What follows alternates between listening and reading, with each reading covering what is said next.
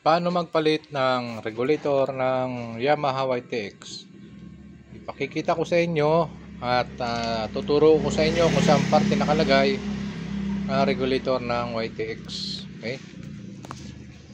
Unang step, kailangan nating tanggalin itong bangko. Bali may tornilyo siya dito. Ito. At saka sa kabila, bali dalawa. Tanggalin natin yon upang matanggal natin ang bangko. Okay? Natanggal na natin ang bangko. Sunod nating tatanggalin itong kabilang cover ng kanyang tangke. Bali dalawang Philip. Yan, dalawang Philip screw ang aalisin natin. Isa. At saka nandito yung isa sa tagiliran.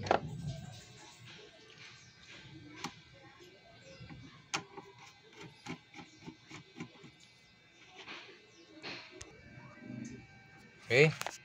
Bali nakalas na po natin yung dalawang screw bolt.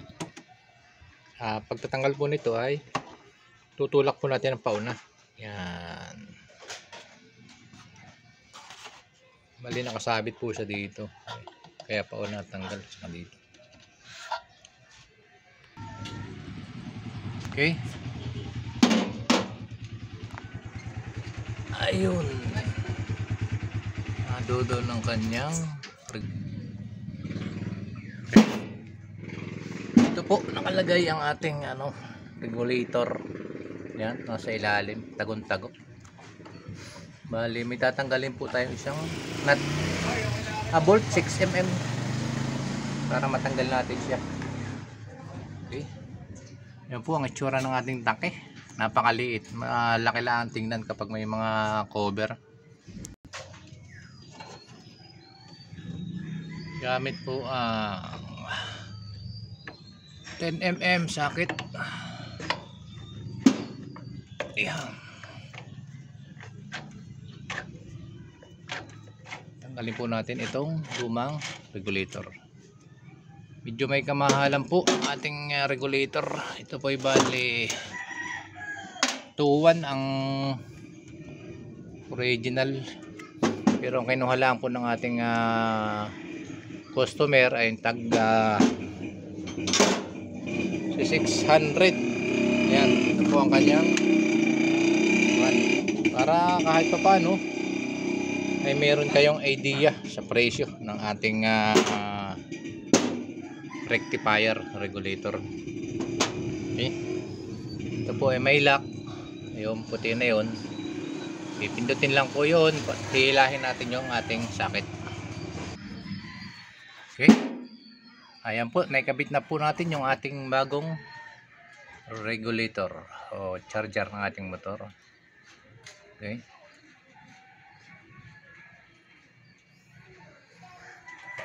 Ngayon titestingin na po natin kung okay na yung kanyang bigay ng kuryente. Ito nga po palang battery bago na rin, pinapalitan ko na rin dahil nasira nga po yung kanyang battery.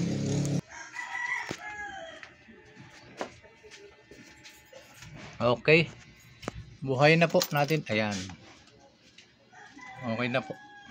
Panda rin po natin. Okay, napakaganda ng andar.